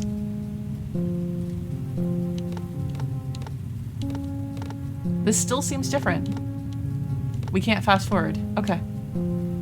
A murky taxi driver with a mustache and a post-acne uneven skin doesn't pay any attention to your attempts to find a comfortable sitting position in the back. His headlights muffled by the rain only... You know what? We've read through this a bit. If we're going through and it's... I'm just gonna skip it. Okay, well, I don't know. There could be new people who haven't seen it. I guess I'll read it. His headlights muffled by the rain only illuminate a meter of the road ahead, sentencing the car to crawl at about 15 miles per hour. After an eternity of being stuck in low gear, you hear a faint sound of a police siren. Then a trench coat wearing shape of a person crosses the street mere inches away from the hood of the car. The driver smashes the brakes. I should probably buckle up. Blue reflections of the police lights dance on every surface of the nearby buildings. Through the windshield, you see a silhouette of headlights swerving towards you. Hear the screech of tires, and feel the force pushing you out from the back seat. Your flight is accompanied by the loud crack of either your skull or the windshield in which you effortlessly break through as you fly over the crumpled accordion of the car. The end point of your trajectory turns out to be a police light that softly sinks inside your ribcage. So this achievement is, you died, just like Dark Souls. Die a gruesome death. You try to take your last breath, but only manage to gasp for air. We didn't make it home. Okay. We're starting to run out like this line of events here.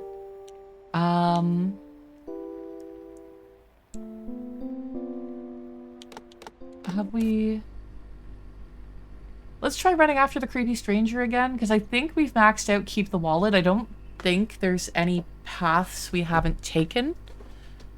Because after that is the, do you tell her or do you keep it? So let's see if there was anything here, any option. Nope, there was no options there. That was just where we got shot.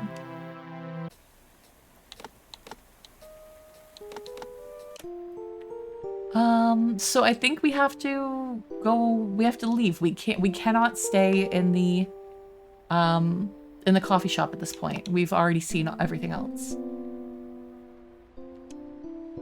Sorry, Rita, I don't like taking on more responsibility than absolutely necessary. How far is the metro? About half a mile.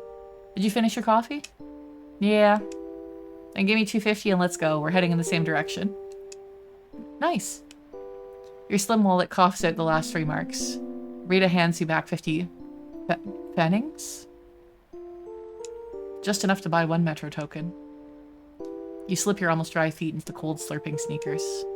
Disgusting. With an unveiled revulsion, you push your hands through the cold insides of your wet jacket. Rita smiles sympathetically and takes an umbrella from behind the counter. The rain seems to have known about your plans to leave the coffee shop because it pours harder than ever, almost turning into a waterfall. Rita pulls the door and runs outside, simultaneously opening her umbrella. Unfortunately, the umbrella proves ineffective against the horizontal rain, and she immediately catches a fistful of water in her face.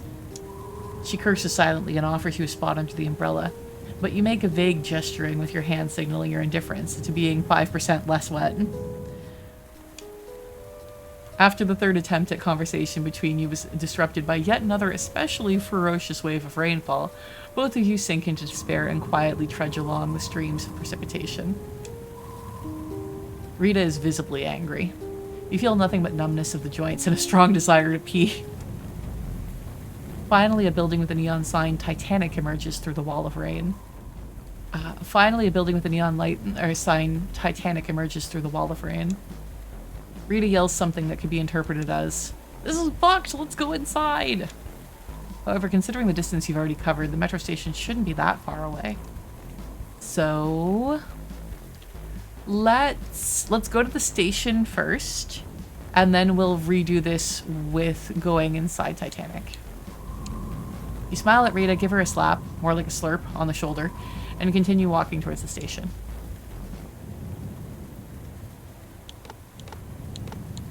Okay, it's different. I can't fast forward. The rain gradually transforms into a solid wall of water, causing you to lean forward, to pant, and to curse. You inch towards the carved doors of the metro station as your breathing becomes more arrhythmic and your thoughts more scattered. There's no cops in here now. Finally, you push through into the empty hall with a marble floor and partially faded mosaic on the wall depicting a man shearing a sheep. Oh, that's what that is. Okay, it's still weird. Below the mosaic is a subway booth. You approach it, almost skipping, and smile at the scrawniest, gray-faced clerk in the city. "One token, please," you say as you pull out your wallet and shake a single 50 pfennig coin out of it. "It's 65 pfennigs," lisps the clerk. He then seizes and trumpetly snorts into the rigid napkin. "Since when?" "A fare was raised yesterday."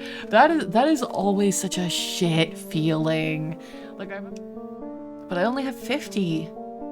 The rain is devastating. I need to get home. Please. 65.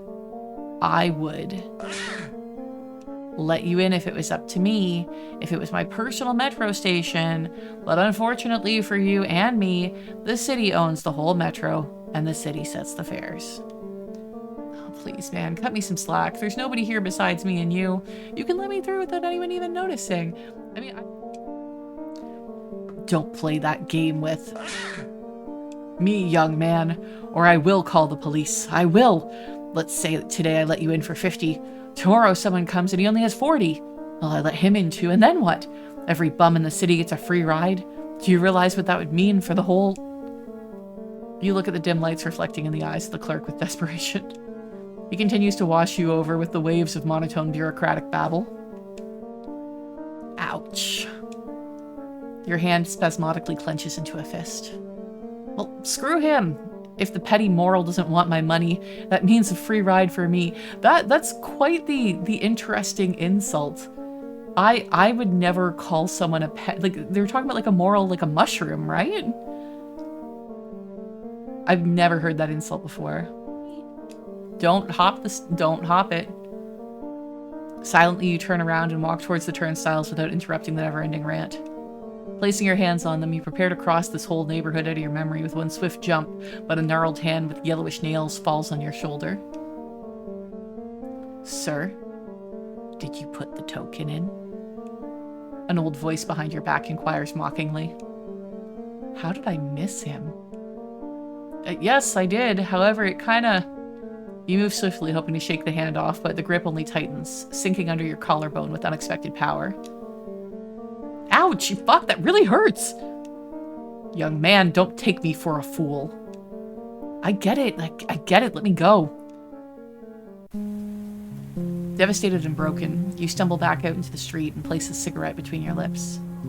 It immediately gets yanked out by the wind, which proceeds to play with it for a solid 5 seconds before dumping it into a nearby puddle. A car drives by, splashing you with a waterfall of dirty water. Jesus Christ, what have I done to deserve it? You realize hastily you must look with your hands raised to the sky and awkwardly put them back into your pockets. You slouch and walk against the wind, heading to nowhere in particular. Why is it always against the wind?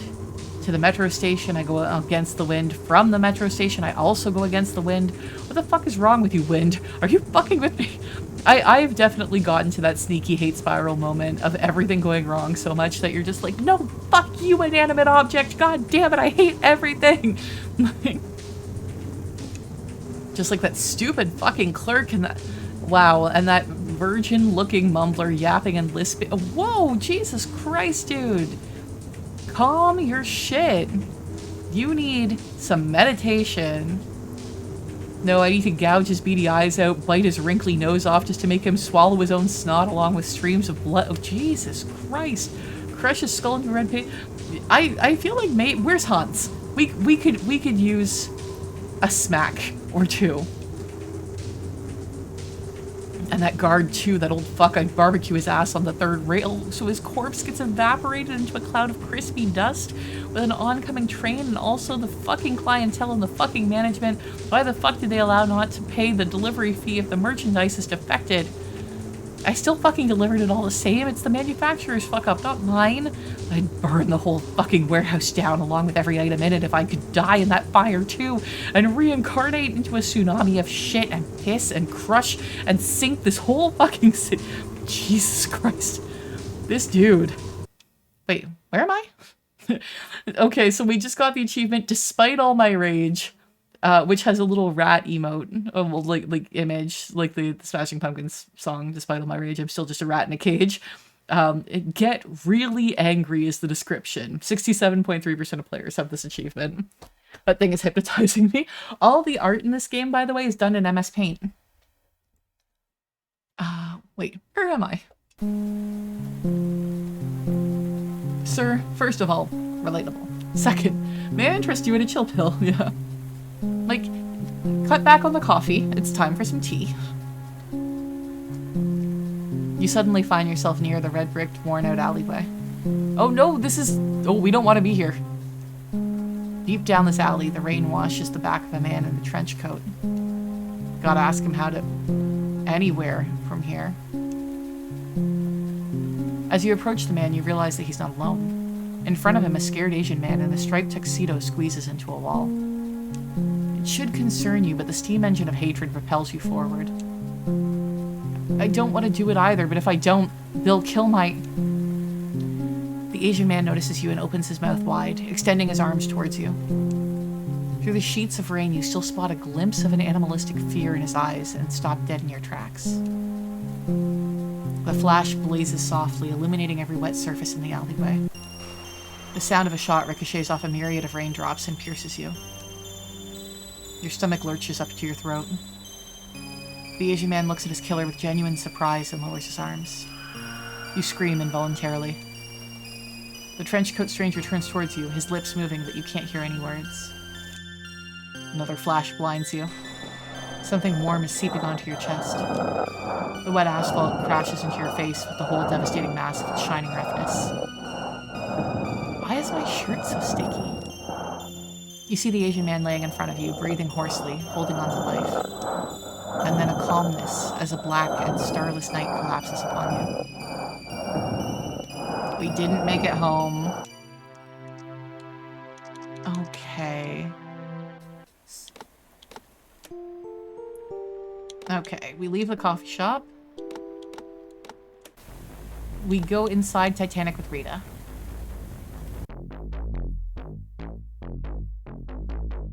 Did they use the home scream there? I didn't even notice. I said, this game's pretty quiet. I hope that you guys can, like, hear it okay. A padded door is unreasonably difficult to open. The relatively empty casino interior greets you with a wave of warm, subdued lighting. Rita loudly whispers all kinds of curses as she shakes the umbrella, drawing everyone's attention. 3 half-drunk, identically shabby men stand around a roulette table, not doing anything but drinking. Behind them, an entrance to a VIP room is guarded by a classically bald, 6-foot-tall refrigerator-looking goon with an impenetrable face that not even a mother could love. Further, you scream involuntarily line, ah. To the right, a weirdly energetic bartender with a devilish spark in his eyes is filling the lime box with a freshly cut lime. That person didn't used to be sitting on the bar stool there, did they? I thought there was nobody at the bar when we came in before. Across from him, a somewhat Asian girl your age with wet blonde hair covering her shoulders sits at the bar. She raises her glass as she notices you two. Oh, this is Rita's friend. Rita promptly walks up to the bar. You trudge along indecisively. Why? Well, what else is there to do? Rita! Oh, girl, when did you get this drunk? And where's Koji? He's... I don't know. Why do you want to see my father? You know, a silver fox is still a fox. Ew, no. Take a lap. Think about your behavior. Relax, I'm just fucking with you. Unless... Rita! Who's this wet rat next to you? The name's redacted. Nice to meet you. And I'm not a rat. I'm a nutria. I'm Tara. Let's do shots. Every whim for your money. I'm a bit broke today. He's a delivery person. Ah, the most persecuted minority. That's a statement. Oh, okay. I'll bankroll you. I don't feel like feeling like an alcoholic. What about me? You're on duty. Oh, come on. I'm not a firefighter, for fuck's sake. The three of you have vodka shots. The warmth is spreading through your body, and you realize just how cold you really are. Nice weather, huh? Tara, here's your key. I gotta go. I just realized that I didn't close up the coffee shop. Thank you, darling. Redacted, see you around. Silently, you raise two fingers. More vodka? Sure. What's the occasion? The end of my relationship. We broke up. Well, to be honest, I got dumped. Ah, well. Cheers. She downs another one. You keep up. Victor, why are you bothering with shots? At this point, just give us a bottle. But Koji said... Victor, darling, Koji's not here, so don't fuck with me on his behalf. Hey, manners. Cheers, redacted. Come on, to ward off the cold. Aw, man. So how long have you and Rita known each other? I don't really know her. I just walked into flat and... Oh, man. Tara touches your jacket and immediately pulls her hand away. Ew, you're like soaked. No shit, Sherlock. Come on, I sincerely want... She slides off the bar stool and grabs your shoulder. Let's go to my and Rita's place. You need to dry your clothes. It's just across the street. Come on. Speed running liver failure over here, no. Come on, I'm not inviting you over to fuck. My heart is all sorts of broken. Jesus Christ, you fucking men. I'm a nutria. Sorry, darling, I forgot. But what if she's crazy? I think we're gonna go to the metro station to see if it's any different, and then next time I'll go to Tara's place. Actually, let's go to Tara's place this time, and then we'll go to the metro station next time. But I need to get home. All right, I'll go with you. Yeah, like I'm not really concerned that she's crazy, but she's the daughter of a bookie who's being murdered as we speak. So it's like I'm afraid of getting pulled into like something with that. Hell yeah. Victor, can we have our vodka to go? The bartender rolls his eyes and smiles as Tara grabs first the bottle and then you and pushes the door open. Together you step into the creaky corridor with washed out wallpaper. Welcome to my and Rita's humble abode. Humble? This is a bloody mansion. Oh, I know. 55 square feet with a dryer and a dishwasher for only 150 marks a month. I have no idea if that's good or not, but I am jealous of the dryer and dishwasher. I do not have a dishwasher in my apartment, and there is no on-site laundry in my building. So, thankfully my parents are kind enough to allow me to do my laundry at their place, so that way I don't have to go to a laundromat every week. 150? Gals have got it way too good. I pay $400 for my shithole. And I don't even have a dishwasher. I just know a guy who knows, well, my father. All right, get your ass to the shower. I'll put the kettle on. Why are you so caring? Because I'm gonna fucking kill you, that's why. You know, total dismemberment and... I mean, that is a pretty sketchy answer. Decapitation? No, dismemberment includes decapitation. The word I'm looking for is maybe disembowelment? Yeah. No. Yes! No. Well, maybe. Whatever. Will you give me a towel? Just use the hand one. Royal blood. That's serve royal blood to you. She walks into the kitchen as you hang your waterlogged jacket on the door, leaving your shoes under the heater and walk into the bathroom, clicking on the light switch. Yeah, real palace. A single light bulb illuminates the pink-tiled walls, a ceiling tastefully sprinkled with black mold and worn-out violet carpet, with a cartoon frog that also hasn't been spared by the passage of time. I feel ya, Forg. You say as you wearily close the glass door of the shower cabin. A good emote. Again, I feel like shower cabin is kind of a weird term there. I would probably say like shower stall. The hot water beats the goosebumps out of your skin, flows down to your feet and restores your sensitivity. Lost in a labyrinth of drunken thoughts, you lose the sense of time. Only when the once hot water turns almost cold do you realize that you've probably overstayed your welcome.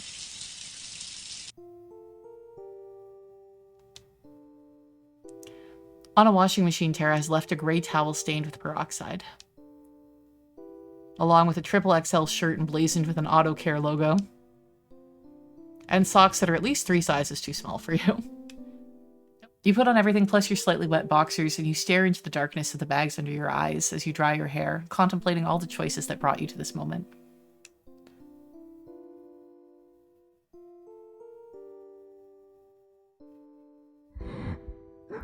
As you exit the bathroom, a muffled sobbing from behind the closed kitchen door reaches your ears. Peering down the hallway, you can make out the blurry shape of your jeans draped over the heater. They probably are still wet, but at least warm and quasi-wearable. Okay, so we got an option. So we will be able to come back to this and choose the other one. So, I mean, I would hope that we would get dressed before trying to console Tara too. We're going to do the nice thing. We're going to try to console her, and then we'll come back and we'll try to, like, nope out of there. You push open the creaking kitchen door and see Tara drinking straight from a bottle of vodka. Salty streaks of tears have drawn reddish lines all over her cheeks.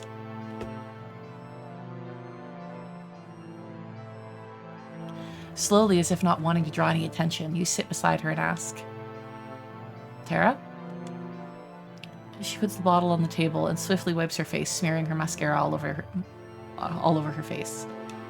Her red eyes find you through a veil of tears and ask, "Redacted?" "Thanks for the t-shirt. What happened?" She breaks down into silent sobs. Awkwardly, you embrace her with one hand and sigh heavily as you feel her burning wet face on your t-shirt. "My father died. Just now. He was killed by someone. Redacted. Killed. Her halting speech reaches you through the sobs, and the meaning of her words hits you like a ton of bricks. They said I need to go to the morgue to identify him. He had his wallet on him. An old Asian man in a striped tuxedo. Fuck, Redacted. Fuck!" She recoils from you and freezes. The only thing you manage to squeeze out of yourself is, I'm sorry. Thanks." She stands up and paces the room. Maybe it wasn't him? Wait, did they say that he didn't have his wallet on him? No, it said he had his wallet on him. Maybe that's a mistranslation. Maybe it wasn't him. Maybe someone stole his wallet and... Okay, I see. She reaches for the almost empty bottle. An unexpected impulse compels you to grab it before she does and make a big gulp with your eyes closed. Why, Jesus, Why?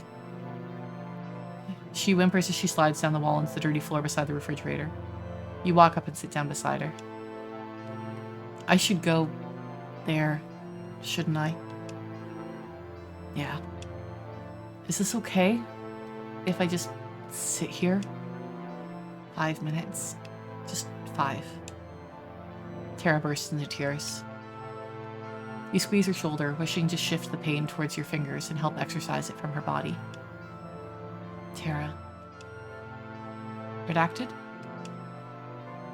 You need to go. You too. Home. Let me order you a taxi. Oh, come on. You've done more than... You tug on the t-shirt, signaling to her that she's already given enough to a random delivery guy who happened to meet her roommate and somehow ended up being beside her during the toughest moment of her life. Don't mention it. It's my ex's.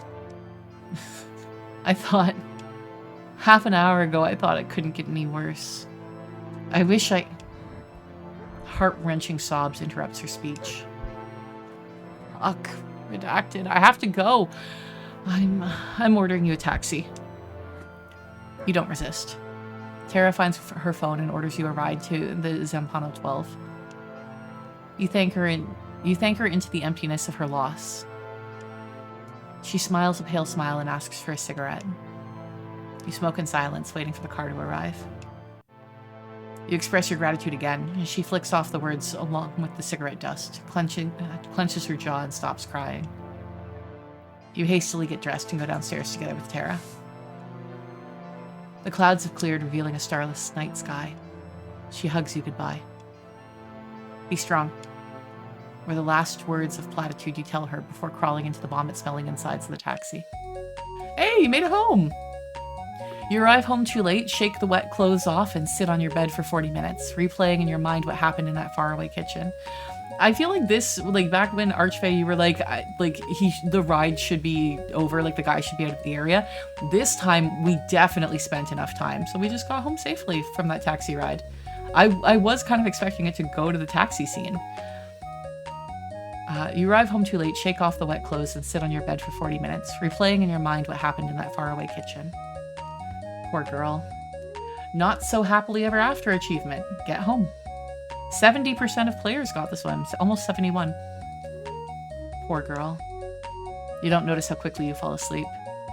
The first ray of morning sunshine crawls across your face, almost waking you up, but luckily they get blocked by the heavy clouds of an oncoming storm. It's 6:40 on your only day off. You keep sleeping.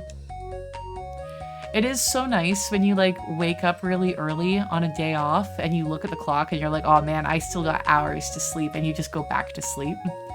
It's not as satisfying if it's like 10 minutes before your alarm, but when you know you got, like, some more good sleeping in front of you, you know? I am oddly clairvoyant sometimes. Very oddly, I would assume that it's part of your nature. Thank you for playing. Okay, there's 2 achievements left. Let's see if we can get them before the end of the game. Or the end of the stream. Okay, go for a swim.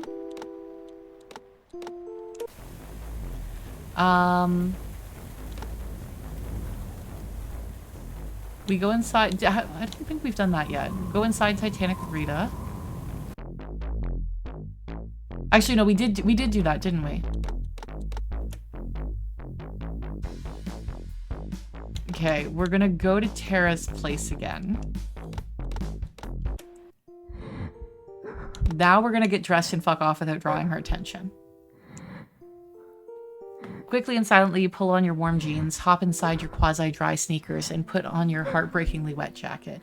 Yeah, so the one station we have to do left is at the end when Tara invites us back to her apartment. That's the last path other than this one. You say something resembling a goodbye and run outside.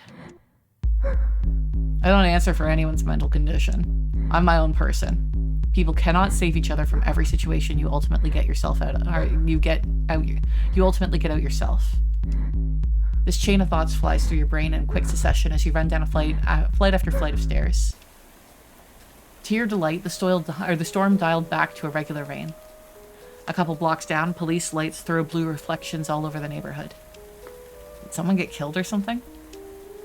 There'd be an ambulance if that was the case. You lower your hood, turn towards the metro station, and walk right into the pale man wearing a soaked white trench coat. Hey, kid. Hello? You half-state, half-ask cautiously. It's an awfully nice jacket you've got there. Perhaps you want to... Perchance you want to trade it for my trench? I'm sorry? A barter, you know? Are you kidding me? I'm dead serious, kid. Love the jacket. I can even give you some money on top. How about 100 marks? Yeah, he's definitely trying to, if not frame, then at least, you know, get a disguise for himself.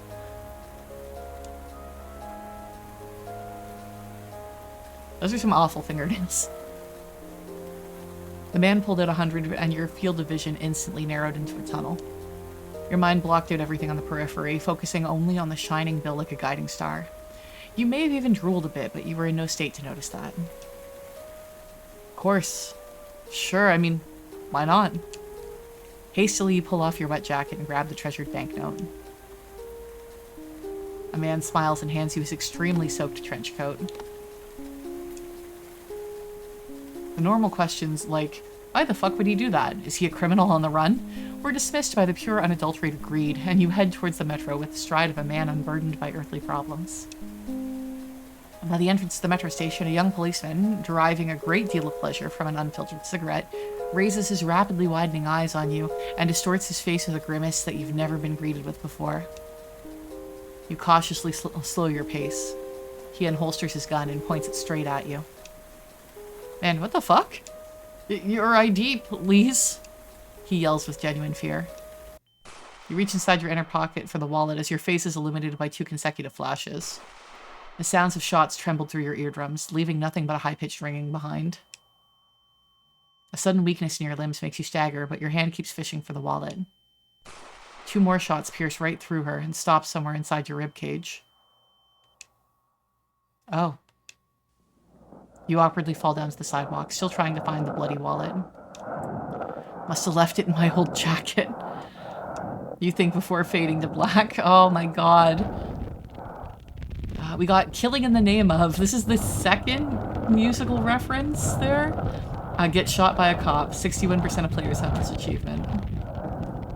It is him, I swear it is. Fuck, Serge. Why'd you go and think that? He's fucking blonde and definitely not over 40. Oh lord, what have I done? I killed him. You, listen, he's still breathing. Don't panic. The ambulance is like 2 blocks away, so he still might pull through. You haven't killed him yet, so far as you've only made a bunch of holes in him. This isn't a joke. Well, who the fuck is laughing? Well, we didn't necessarily die. We might have gotten to the hospital. We still didn't make it home, though.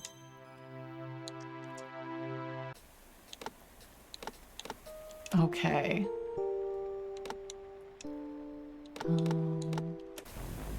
Then we go inside Titanic with Rita. Okay, here we continue on our merry way to the metro station. This is the last one. So, and Nutria are not afraid of water. It's getting late. I got a motor. How long is it to the station from here? Like 5 minutes max. Let's drink one more for the road. Filled with the jolly calories of vodka, you bolt outside. The rain is pouring down so hard, as if it wants to knock you down, but nothing can stop the real gangster. In less than a minute, you cover this pesky distance between you and the metro. Near the station, there's nobody in sight, not even any cars except for a single police vehicle quietly corroding through the cracks in its paint. Without paying any attention to this detail, you push the carved doors open. Okay, so the cops are there, but we don't have the bad wallet this time. To find yourself under the gaze of an entire police station. Well, only 3 cops really, and not that intimidating to be honest. You smile the biggest smile of your life and walk towards the subway booth, praying that they won't find a reason to fuck with you. The prayer works and you reach the scrawniest gray-faced clerk in the city. 1 token, please. You say as you pull out a wallet and shake a single 50 pfennig coin out of it. It's 65 pfennigs, lisps the clerk. He then sneezes and trumpetly snorts into the rigid napkin. Since when? The fare was raised yesterday. What a pity. I've only got 50. Come on, man, let me in. There's a bloody waterfall outside. 65. I would let you in if it was up to me. If it was my personal metro station. But unfortunately for you and for me, the city owns the whole metro and the city sets the fares. Oh, why don't you shut your ugly trap, you slimy cunt? Jesus Christ. We are drunk, okay? That is quite the overreaction, but I gotta remember that we are drunk off our ass right now. Don't you be rude to me, young man, or I will tell the policeman over there to take you away. I will. You think you're so tough.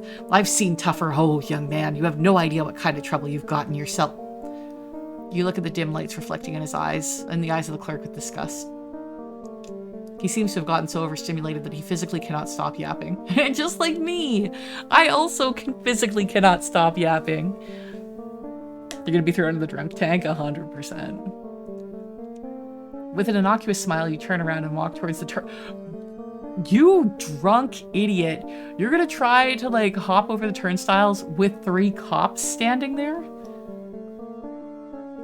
With an innocuous smile, you turn around and walk towards the turnstiles without interrupting the never-ending squeals. Placing your hands on them, you prepare to cross this whole neighborhood out of your memory with one swift jump, but a gnarled hand with yellowish nails falls on your shoulder. Sir, did you put the token in? Asks an old, trembling voice behind your back. How did I miss him? Yes, I did. However, it didn't come through. Would you mind checking your asshole for it?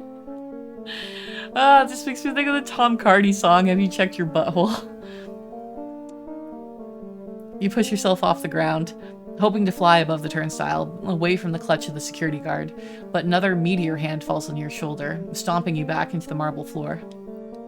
Listen, kid. You turn around, the excess adrenaline mixed with vodka short-circuits your brain, and you deliver a devastating kick right between the legs of... Oh, the cop isn't gonna like this.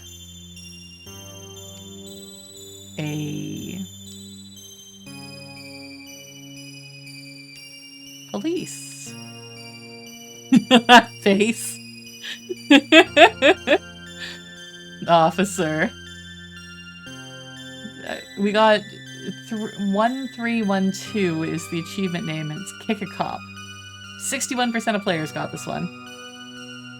Needless to say, you didn't make it home. You fool, the fuzz are right there. Yeah. Man, I should watch Hot Fuzz again. It has been a minute since I watched that movie. But yeah, that is the game. This guy can't make good decisions while sober, but makes you think he can while drunk. That is a very good point. But that is everything. We have gotten every achievement. That's every path in here. Okay. I didn't know if it was gonna have like information about creating the game or anything. That is it. Almost perfectly on time. We got 8 minutes left in stream. But yeah, no. I mean, I feel like I've been giving my thoughts throughout all of it. That was a fun little game. I really enjoyed the multiple paths for it, the choose your own adventure kind of atmosphere. Like I said, a lot of the visual novels we've been playing have been very on rails. So it was nice to actually have decisions and get to see different outcomes instead of it just being like, you know, like Danganronpa, like Steins Gate, like, well, I assume Steins Gate. It not really mattering who you date or what you do. The story is just the story, you know? So yeah, this was nice. This was a nice little change, and the art was great. I really like that.